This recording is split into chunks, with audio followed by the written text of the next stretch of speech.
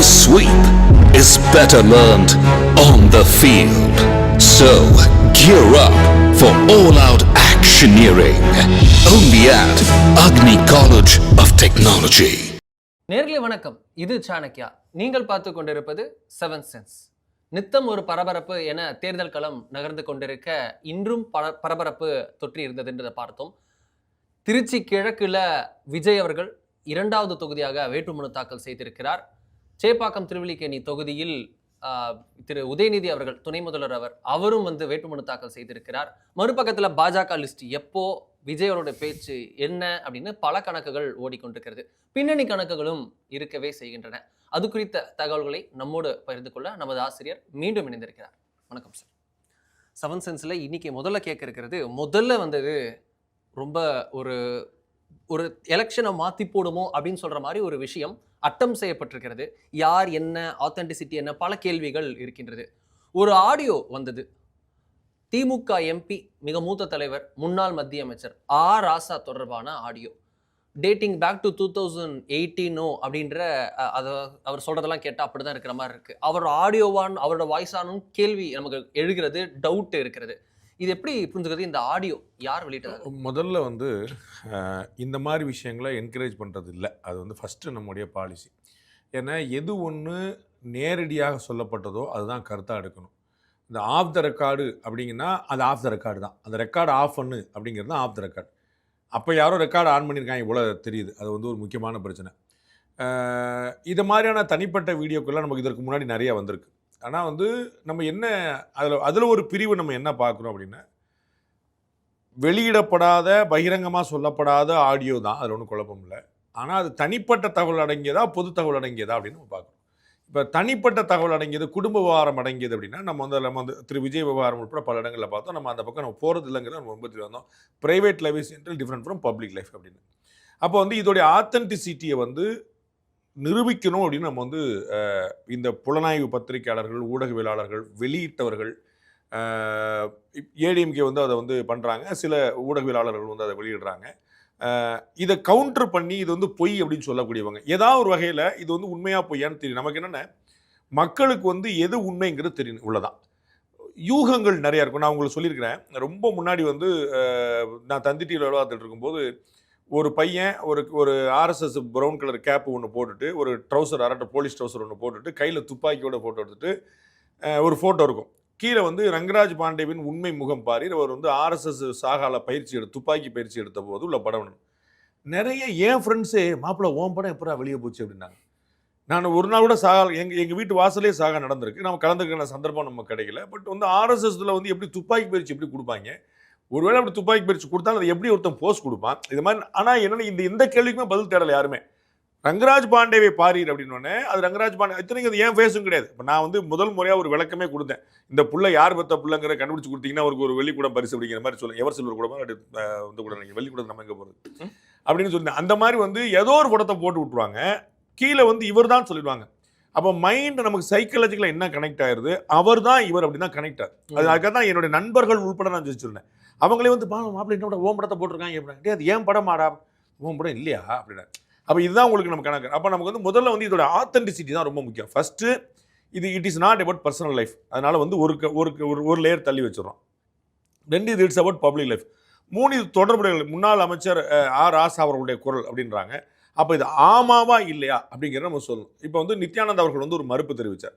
திரு PTR Palanivel Thiagarajan ஒரு மறுப்பு தெரிவித்தார். இதை மாதிரி ஒரு மறுப்பு தெரியும், அதை நம்ம மதிக்கணும். அதில் ஒன்றும் குழப்பம். அதை தான் நம்ம போடணும். அவர் எங்கே இல்லைன்னு சொல்லி சொன்னாங்க.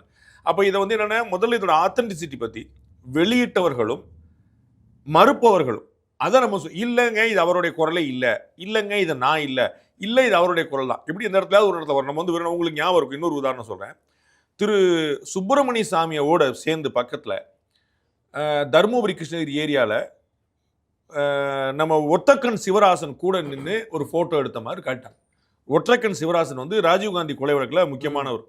அவர் சுப்பிரமணிய சாமி கூட இருக்கிறார் அப்படின்ட்டு பெரும் பரபரப்பாகி போய் எல்லாம்.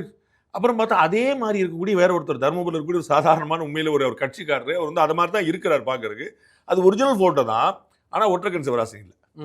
அப்போ இதை மாதிரியான நிறைய சேலஞ்சஸ்லாம் நம்ம கண்மூட அதுக்காக நான் சொல்கிறேன். ஸோ இது ராசாவுடைய குரலா இல்லையா என்பதை வெளியிட்டவர்களும் மறுப்பவர்களும் சொல்லணும். இது ஒரு ஆஸ்பெக்ட். அடுத்த ஆஸ்பெக்ட் வந்து வரும். இது பேசப்படுற விஷயங்கள். இந்த பேசப்படுற விஷயங்கள் வந்து ஆராசா அவரோட குரலா இல்லையாங்கிற நான் போல, அதனால தான் நான் வந்து ஃபோட்டோ கூட நம்ம போடாமல் வச்சுருக்கோங்கிற பார்க்குறோம். அவருடைய குரலா இல்லையாங்கிறது அவர் சொல்லட்டும், இல்லை வெளியிட்டவர்கள் சொல்லட்டும், மறுப்பவர்கள் சொல்லட்டும். அதில் சொல்லப்படுற விஷயங்கள் வந்து 2017, 18, 19க்குள்ளே இருக்கும் அப்படிங்கிற மாதிரி தெரியுது. கலைஞர் அவர்கள் உயிரோடு இருந்த காலமாகவும் தேர்தல் நெருங்கிய காலமாகவும் இருக்குது. ஸோ இந்த 2 விதமான ஆடியோ இருக்குங்கனால 2 காலகட்டமாக கூட இருக்கலாம். 2017 ஒன்று இருக்கலாம், ஏன்னா 17ல் வந்து தவறிடுறாங்க, அல்லது 19க்கு முன்னாடி தேர்தல் நேரம், தேர்தல் வரட்டும் அப்படிங்கிற மாதிரி வரும்போது இந்த 2 விஷயங்களும் உள்ளடங்கியிருக்கனால அந்த பீரியட் சேர்ந்தா இருக்கலாம். இதை வந்து ஆடியோலாம் குவாலிட்டி செக் பண்ணுறதுக்கு வந்து 150 வழிகள் இருக்குது. அதில் வந்து ஒரு பெரிய வித்தை கிடையாது. வெட்டி ஓட்டுனதா இல்லையாங்கிறலாம் நம்ம நிறையா விஷயங்கள் பார்ப்பாங்க. ஸோ வந்து அந்த மாதிரி இது ஒரு உண்மை கண்டறிஞ்சா மக்களுக்கு நல்லதுங்க. நமக்கு வந்து இல்லைன்னே புருவாகட்டும்ன்ற, நமக்கு அதில் ஒன்றும் வருத்தம் கிடையாது. நமக்கு வந்து அதில் ஆராசா அவர்கள் 2Gல வந்து முறைகேட்டில் ஈடுபடலன்னு நீதிமன்றம் சொல்லியிருக்கு. இன்னைக்கு அதுதான் உண்மை. இதற்கு பிறகு அவர் வந்து உயர்நீதிமன்றம் தண்டிக்கப்பட்டாலோ உச்சநீதிமன்றம் தண்டிக்கப்பட்டாலோ தான் கணக்கே தவிர, விசாரணை நீதிமன்றம் ஓபி சைனி அவர்கள் சிபிஎஸ் சிறப்பு நீதிமன்றம் வந்து அவர் வந்து குற்றவாளி இல்லைன்னு சொல்லிடுச்சு. ஸோ நம்ம நீதிமன்ற கருத்தாக இருக்கோம். அதை மாதிரி வந்து இல்லைன்னா ஆகட்டும், நமக்கு அதில் ஒன்றும் வருத்தம் கிடையாது. இல்லைன்னா ஓஹோ பார்த்தீங்களா அப்போ இல்லைன்னு வந்துருச்சுன்னா நம்ம அப்படி தான் ஏற்கணுங்கிறது தான் என்னுடைய பாயிண்ட். எனக்கு ஒன்றும் குழப்பம் இல்லை. அப்போ வந்து இது ஆமாவா இல்லையாங்கிறத முதல்ல தெரிஞ்சா மக்களுக்கு உண்மை வந்து சேரும். அதுதான் வாட் வி எக்ஸ்பெக்ட் நவ். அதுக்கப்புறம் மற்ற விஷயங்கள்லாம் உண்மையாக போயான்னு கொஞ்சம் போக வந்துடும். ஏடிஎம்கே வந்து அஃபீஷியலாக அவங்களோட இடத்துல ரிலீஸ் பண்ணியிருக்காங்க, சில ஊடகவியலாளர்கள் ரிலீஸ் பண்ணியிருக்காங்க, நம்மளும் கூட ரிலீஸ் பண்ணியிருக்கோம். இந்த மாதிரி ஒன்று சுத்துது அப்படிங்கிற ரிலீஸ் பண்ணியிருக்கோம். என்ன வருதுங்கிறத பார்ப்போம், நம்ம எப்படி போகுதுங்கிற பார்ப்போம். இதில் வந்து ஏதாவது உண்மை கண்டற முடியுமா, வாய்ஸ் வந்து உண்மையா இல்லையாங்கிறது தெரிஞ்சால் அதற்கப்புறம் சொல்லப்பட்ட விஷயங்கள் உண்மையா இல்லையாங்கிறத நம்ம பார்க்கலாம். ஆஃப் த ரெக்கார்டாக பல விஷயங்கள் பேசும்போது ஒரு கல்ச்சர் ஒன்று ஓடிட்டு இருக்கு. அது வந்து ஒரு பெரிய வருத்தமான ஒரு கல்ச்சர் வச்சுக்கோங்களேன். வெளியில் வந்து மதிப்பு மிக்கதாக பேசக்கூடிய பலர் வந்து உள்ளே வந்து மாற்றி பேசுகிறாங்கிறது ரொம்ப காலமாக ரொம்ப இடங்களில் நடந்திருக்கு. இந்த மாதிரியான விஷயங்கள் வந்து ரொம்ப அந்த அவன் இவன் பேசுறது, அது மரியாதை குறைவாக பேசுறது, இது மாதிரியான விஷயங்கள்லாம் நிறைய இடங்கள்ல நடந்திருக்கு. அது வந்து இவர் அவருங்கிறதே இல்லை. இது வந்து பொது வெளியிலே வழக்கமான விஷயமா மாறிச்சு. நம்ம வந்து ஒருத்தரை பார்த்தா வாங்க சார் அப்படின்னு சொல்லுவோம், அவன் போன பார்த்து அவன் பெரிய பருப்பு மாதிரி பிஹேவ் பண்ணுறான் பாருன்னு சொல்லுவோம். இந்த மாதிரி அவனோட பழக்கம் நம்ம ரத்தத்தில் எப்படி அது அந்த கெட்ட பழக்கம் எங்கேருந்து ஆரம்பிச்சு ஊறிஞ்சதில்ல சமுதாயத்தில் இருக்குது. எவ்வளவு நீங்கள் பெரிய மனுஷன் சொல்லக்கூடியவங்க, சாதாரண மனுஷன், டீக்கில் இருக்கு யாராக இருந்தாலும் அவர் நேரம் வந்து பார்க்கும்போது சார் சார் சார் சாமி நல்லா இருக்கீங்களா, அண்ணன் எப்படி நல்லா இருக்கு, அங்கே போன இவெல்லாம் பாரு ஒரு ஆள் பாரு அப்படின்னு சொல்லி அது நம்ம வந்து உள்ளொன்று வைத்து புறமொன்று பேசுவார், உறவு களவாமை வேண்டும்ன்றான். அந்த மாதிரியான விஷயங்கள் தான் மொத்தமாகவே இருந்துட்டு இருக்கு. உண்மையா பொய்யாங்கிறது வந்து சம்பந்தப்பட்டவர்களுக்கு ரொம்ப நிச்சயமா தெரியும். இதில் பேசப்படுற பேரவர்களுக்கும் அவங்களுக்கு நிச்சயமா தெரியும். அவங்களாம் சில விஷயம் இதில் வந்து நிறைய ஒரு டிபேட் நடக்கிற மாதிரி வருது. ஒருத்தர் மறுக்கிறாரு, ஒருத்தர் ஏற்கிறாரு, ஆமான்றாரு, வேற ஏதோ விஷயங்களை எக்ஸ்பிளைன் பண்ண சொல்லி போகிறது. இதில் ஆக்சுவலாக பார்த்தீங்கன்னா வேற விதமான ஒரு வாக்குமூலம் மாதிரி வருது. இது வந்து இந்த கேஸை பற்றியோ மற்ற விஷயங்களை பற்றி பேசாமல், நான்லாம் பார்த்தியா இவ்வளோ பிரச்சனைக்கு அப்புறம் அமைதியாக இருக்கிறேன், நீ இந்த சின்ன பிரச்சனைக்கெலாம் வந்து இப்படி வரையன்னு யாரையோ ஆற்றுப்படுத்த போய் வரக்கூடிய மாதிரி தெரியுது. இந்த கான்வர்சேஷனை பார்த்தா அவ்வளோ சேலஞ்சஸுக்கு பிறகு கூட ஐ எம் சோ லாயல். அப்போ நீங்கள் வந்து இவ்வளோ சின்ன சின்ன விஷயங்கள்லாம் நீங்கள் வந்து ஒய்ஆர் ரிபலிங் அப்படிங்கிற மாதிரியான விஷயங்களாக இருக்குது. ஸோ இதெல்லாம் வந்து அது சம்மந்தப்பட்ட கூட இருக்கிற வாய்ஸ்லாம் இறங்குற இப்போ நிறைய பேர் கேட்குறாங்களே, இதெல்லாம் சுற்றிக்கிட்டு இருக்கு. ஸோ கேட்குறவங்க நான் தான் கூட இருந்தேன், அது ஏன் முன்னாடி தான் நடந்தது, இவர் தான் சாட்சி, இவர் தான் பார்த்தாரு, இவர் தான் கேட்டார்னு வரலாம். நமக்கு உண்மை எது, நாட்டு மக்களுக்கு ஒரு உண்மை தெரிஞ்சு இது வந்து ஆடியோ போய் இல்லை ரியல் தான் அப்படி தெரிஞ்சால் மகிழ்ச்சி தான். இதில் உண்மை அப்படின்றது ஒரு புறம் இருக்க, இதுக்கு முன்பு இது போல் நடந்த விஷயத்தையும் பார்த்துருக்கோம். நம்ம நீரார் ஆடியோ டேப்ஸ் வந்து ஏகப்பட்ட விஷயங்கள் நடந்தாலும் பிடிஆர் டேப் அப்படின்றது சமீபத்தில் நமக்கு எல்லோருக்கும் வந்தது. அவருடைய ஆடியோலையும் திமுக ஃபர்ஸ்ட் ஃபேமிலி பற்றி அந்த பாம் ஷெல்ல போட்டிருந்தார். 30,000 கோடி 3 வருஷத்துல 3 பேர் அப்படின்னு பல விஷயங்களை சொல்லியிருந்தார். இப்போ பார்த்தோம்னா திரு ஆராசா அவரும் வந்து நேரடியாக திரு ஸ்டாலின் அவர்களுடைய நேம எடுக்கிறார். அழகிரி அவர்கள் தன்னிடம் சொன்னதாக சில விஷயத்தை சொல்கிறார். கனிமொழி அவர்களுக்கு இருந்தது எனக்கு ஏன் பாரபட்சம் காமிச்சிங்க, நான்லாம் யார் தெரியுமா, நான் வந்ததுக்கப்புறம் இருக்க காட்டுறேன் அப்படின்ற மாதிரி சில விஷயங்களை சொல்கிறார். இது எப்பேற்பட்ட bombshell for DMK and politics? இதில் நம்ம அடிப்படையில் புரிஞ்சுக்கணும், திரு பிடிஆர் பழனிவேல் தியாகராஜனோட ஆடியோ நம்ம கிளைம் பண்ணக்கூடாது. ஏன்னா அவர் அதை டிஸ்ஓன் பண்றாரு. ஆமாம். அதுக்கப்புறம் வேற யாரோ ஒருத்தர் ப்ரூவ் பண்ணி இல்லை அது பிடிஆர் பழனிவேல் தான் லீகலா நம்ம எல்லோரும் ஏற்க முடியாது. அதிமுக வந்து ஒரு புகார் சொல்லும், திமுக இன்னொரு புகார் சொல்லும். அதனால நீங்க வந்து திமுக புகார் சொல்லிச்சேங்கனால நீங்க சொல்ல முடியாது. ஏடிஎம்கே பத்தி டிஎம்கே சொல்லும், டிஎம்கே பத்தி ஏடிஎம்கே சொல்லும்.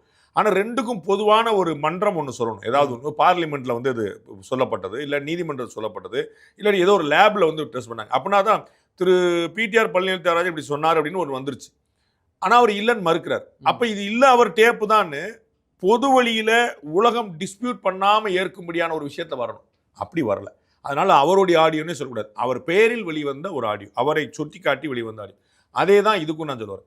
இன்சிடென்டில் நீங்கள் குறிப்பிட்ட நீரார் ஆடியா போல எல்லாமே தேர்தலை ஒட்டி நடந்ததுங்கிற நம்ம கவனிக்க வேண்டிய விஷயம். அவர் பிடிஆர் பழனிவேல் தியாகராஜன் அவருடைய ஆடியோவும் சரி, திரு ஆர் ராசா பற்றிய ஒரு ஆடியோவும் சரி, நீரார் ஆடியோ, இந்த 3 ஆடியோவும் அவர்களுடைய நேம்கள் அப்படி. ஆனால் நீரார் ஆடியோ வந்து கோர் டாக்குமெண்ட்டாக மாறிச்சு. அந்த வித்தியாசத்தை நீங்கள் புரிஞ்சுக்கணும். அது வந்து கோர் டாக்குமெண்ட்டாக மாறுது. அவங்க வந்து எப்படிலாம் அந்த லாபி பண்ணாங்கிற விஷயங்கள் வருது. அதில் யார் யார் நேம்லாம் ரெஃபர் பண்ணாங்க, அவங்க ஒரு விட்னஸாக விசாரிக்கப்பட்டாங்க. அவங்க வந்து நிறைய விஷயங்கள் என்கொயரி நடந்துச்சு. இதெல்லாம் நடக்கும்போது அதை நீங்கள் வேற கேஸாக போச்சுன்னா நீரார் ஆடியா வந்து அட்மிட்டட்.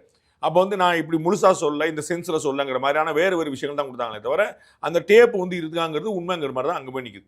ஆனால் திரு பிடிஆர் அவர்கள் பேரை சொல்லியோ திரு ராசா அவர்கள் பேரை சொல்லியோ வந்திருக்கக்கூடிய விஷயங்கள உண்மைத்தன்மை நம்ம இன்னும் கண்டுக்கல. நாம் அதை முனையலை. நம்ம அது பக்கம் நம்ம எப்பயும் இன்ட்ரெஸ்ட் காட்டலை. அது நம்ம பேசிக்கலாக டே ஒன்று வச்சுருக்கோம்.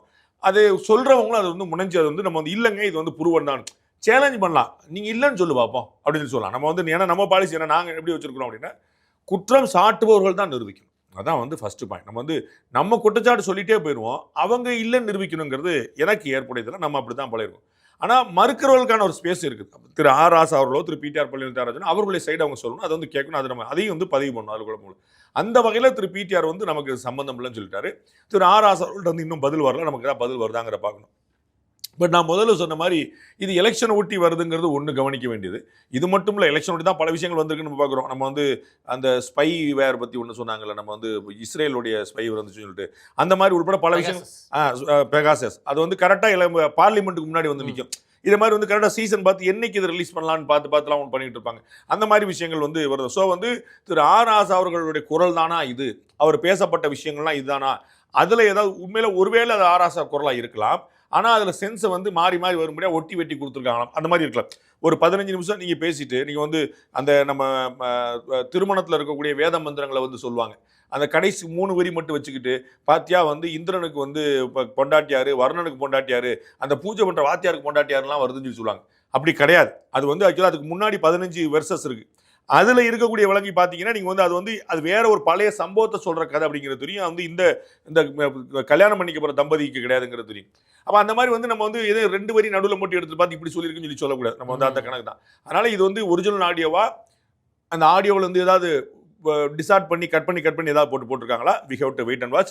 எலெக்ஷனுக்கு நீங்கள் குறிப்பிட்ட எலெக்ஷன் சீசனுக்கு வருதுங்கிறது முக்கியமாக கவனிக்க வேண்டிய பாயிண்ட். இதில் தான் இன்னொரு கேள்வியும் எழுது சார்.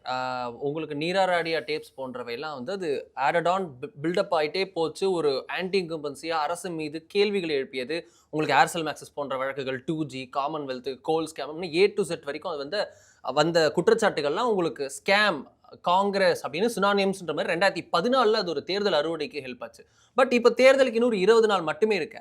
இப்போ இந்த விஷயம் வந்திருக்கிறது and media being so silent, அதை எப்படி பார்க்கறது? இது எப்படி தேர்தலில் எதிரொலிக்கும்? மீடியா வந்து இந்த விஷயத்தை எடுத்து பண்ணலன்னு வருத்தப்பட வேண்டியது இல்லை. நம்ம ஏற்கனவே சொன்ன மாதிரி அது வந்து அது உண்மையா பொய்யா அப்படிங்கிறத ஒரு தெரியணும். அதை வந்து நான் தான் ஊடகங்களுக்கு என்ன ரோல் இருக்கலாம், இது பொய் நம்ம எஸ்டாப்ளிஷ் பண்ணலாம். இந்த வெளியிட்டிருக்கக்கூடிய ஆடியோ வந்து உண்மை அல்ல, திரு ராசா அவருடைய குரல் இல்லை, நாங்கள் வந்து இந்த லேபில் கொடுத்து டெஸ்ட் பண்ணோம், ஆடியோ வச்சும்போது ராசா அவர்களுடைய குரலோட ஒத்து போகலை, அது ராசாவுடைய குரல் தான், ஆனால் வந்து வேறு இடங்கள் வந்து எடுத்து இது ஒட்ட வச்சது, இது வந்து கம்ப்ளீட் டிசார்டடாக இருக்குது, அங்கங்கே பாதியாக இருக்குன்னு சொல்லிட்டு இதோ அது ஊடகங்கள் நம்ம புலனாய்வு பத்திரிகைகளை தானே சொல்கிறோம். நம்ம வந்து நிறைய விஷயங்களை நம்ம வந்து கண்டுபிடிச்சு சொல்கிறோங்கிற மாதிரி சொல்கிறோம்ல. அப்போ அந்த மாதிரியான முயற்சி வந்துட்டு இதை இல்லைன்னு ப்ரூவ் பண்ணால் நல்லதுன்றேன். நான் என்ன சொல்கிறேன்னா, இப்போ நம்மள மாதிரி சின்ன ஊடகங்களை செய்கிற அளவுக்கு நமக்கு செத்து கிடையாது. அப்போ வந்து இது செஞ்சாங்கன்னா அது சந்தோஷமான விஷயம். நமக்கு வந்து இது உண்மையா பொய்யாங்கிறது மக்களுக்கு தெரியப்படுத்தணும். அப்போ ஊடகங்கள் உட்பட அத்தனை பேருக்குமே அந்த பங்கு இருக்குது. திரு ஆர் ராசா அவர்கள் மறுக்கிறதோ அல்லது இதை வெளியிட்டவர்கள் மேலே வந்து அவங்க வழக்கு தொடர்றதோ மற்ற விஷயங்கள் பண்ணுறதோ இந்த மாதிரி அது வந்து இதில் வந்து உண்மை என்னங்கிறத கொண்டு வரணுங்கிறதா மெயினான பாயிண்ட். ஊடகங்கள் சொல்லலைங்கிறது ஒரு விஷயம். அது வந்து அவங்க இனிமேல் ட்ரை பண்ணுவாங்களா என்னங்கிற பார்ப்போம். ரெண்டாவது முக்கியமான விஷயம், இது வந்து ஒரு எலெக்ஷனில் இம்பாக்டை கிரியேட் பண்ணுமானா பண்ணாதுங்கிறது ரொம்ப முக்கியமான விஷயம். ஏன்னா இதெல்லாம் வந்து நம்ம ஊரில் இது அப்படியே உண்மைன்னு வச்சுக்கோங்க. ஒரு பேச்சுக்கு இது வந்து அப்படியே உண்மை நடந்தது உண்மை, அவர் சொல்லியிருக்காரு அப்படியே உண்மைனா கூட நம்ம மக்கள் ரொம்ப யார் சார் கொள்ளையடிக்காமல் இருக்கிறாங்க நம்ம வந்து. அப்போ ஏன்னா எல்லா கட்சிகளும் வந்து ஒரே குட்டையில் ஊறிய மட்டைன்னு காமராஜர் சொல்லுவாங்கல்ல, அந்த மாதிரி எல்லாருமே அப்படிதாங்க. இதில் வந்து எங்கேயாவது ஒரு அத்தி பூத்த மாதிரி ஒரு பாரத பிரதமர் நரேந்திர மோடி வேறு ஒன்று வரும்போது மக்கள் கொண்டாடி தீர்த்துடுறாங்க. ஆனால் அவர் இல்லை அப்படின்னா அவங்க வந்து அரவிந்த் கெஜ்ரிவால் வெர்சஸ் நரேந்திர மோடிங்கிற ஒரு கேரக்டர் மட்டும் இல்லைன்னு வச்சுக்கோங்களேன், அரவிந்த் கெஜ்ரிவால் வெர்சஸ் ராகுல் காந்தி அவங்க வாழ்ந்துட்டு தான் இருப்பாங்க. அது ஒன்றும் குழம்பு. இவர் வந்து சீஸ் மஹால் கட்டி ஒரு 1000 கோடி அடிச்சாரு, இவர் வந்து அடிக்கடி அங்கே போறாருன்னா ஆமாப்பா அப்படின்னு சொல்லிட்டு தான் இருப்பாங்க. ஏன்னா அவர்களுக்கு என்ன வாய்ப்பு இருக்கிறதோ அதற்குள் வாழ பழகிக்கொண்டார். இந்த மாதிரி ஒரு பெரிய ஒரு வித்தியாசமான ஆச்சரியமான ஒரு அதிர்ச்சியான ஒரு அதிசயமான ரேரான ஒரு கேரக்டர் நரேந்திர மோடி போல வரும்போது அவங்க கொண்டாடிடுறாங்க ஆகணும். ஆனால் வந்து அதற்காக வந்து இதெல்லாம் வந்து இல்லை இப்படி இருக்குன்னு என்னது ஊழலா என்ன லஞ்சமா அதெல்லாம் இல்லை. நல்ல குணவர்களை ஃபோட்டோவாக வச்சுருப்போம், வாசன் அவர்களே மரியாதையாக வச்சு ஐயா ஐயா அப்படின்னு சொல்லி அவ்வளோதான். அதெல்லாம் வந்து அங்கெல்லாம் கிடையாது. நீங்கள் அதுக்கெல்லாம் ஓட்டு கிட்டுக்கலாம் அதெல்லாம் கிடையாது. ஸோ ஊழல் பண்ணியிருக்காருன்னா திரு சோ அவர்கள் சொன்ன ஜோக்கு தான், இவர் 1000 கோடி ஊழல் பண்ணிட்டாராம் சார். சரி விடுங்க, நமக்கு தெரிஞ்சு அவ்வளோதான் அப்படின்னாரு. அது மாதிரி 1000 நமக்கு அவ்வளோதான் தெரியும். அந்த மாதிரி வந்து பழகிட்டாங்க. யார் வந்து வெண்ணப்பானைக்குள்ள கை விட்டுட்டு யார் நக்காம இருக்கிறாங்கிற அளவுக்கு போயிடுச்சு. இது வந்து இட்ஸ் பிகம் வெரி நார்மலைஸ்ட் ஆச்சு. அது காமன் மேன் வரைக்கும் போச்சு. இப்போ நீங்கள் ஓட்டு காசு கொடுக்குறேன்னு சொல்றீங்களே, தேர்தல் சட்டம் என்ன சொல்லுது? மக்கள் பிரதிநிதி சட்டம், வாக்குக்கு காசு கொடுப்பதும் குற்றம், வாங்குவதும் குற்றம். அப்போ நீங்கள் எத்தனை பேர் உள்ள வைக்கணும்? நீங்கள் கொடுத்தவர் இப்போ 234 பேராக இருப்பாங்க, 550 பேராக இருப்பாங்க, 2 கட்சி. வாங்கின எத்தனை பேராக இருப்பாங்க? எந்த சிறை பத்தும்? அப்போ வாங்குவது குற்றம்னு தெரிஞ்சுதானே பண்ணுறாங்க. அது என்ன சொல்கிறாங்க? அது ஏன் காசு, அவன் காசா கொடுக்குறான், நல்லா வாங்கிட்டு அப்படி பழகிட்டோம் நம்ம. ஸோ வந்து யாருக்கும் கில்ட் இல்லை. நம்ம வந்து இந்த மாதிரி ஒரு ஊழலுக்கு துணை போகிறோம், முறைகேடுக்கு துணை போகிறோங்கிறது இல்லை. அவன் எவ்வளோ அடிச்சு வச்சிருக்கான், நமக்கு 1000 ரூபா தான் கொடுக்குறான், அதையாவது வாங்கிட்டு போவோமே. அது இல்லைன்னா நமக்கு வந்து அவன் திருந்திட போகிறானா? நமக்கு மக்களுடைய லாஜிக்லாம் அப்படி இருக்குது. ஸோ வந்து என்னென்னா, இது எலெக்ஷனில் இந்த மாதிரியான ஆடியோக்கள் வந்து this will not create any sort of impact. எலெக்ஷனில் இது ஒரு இம்பாக்ட்டுங்கிறது ஒன்று வரவே வராது.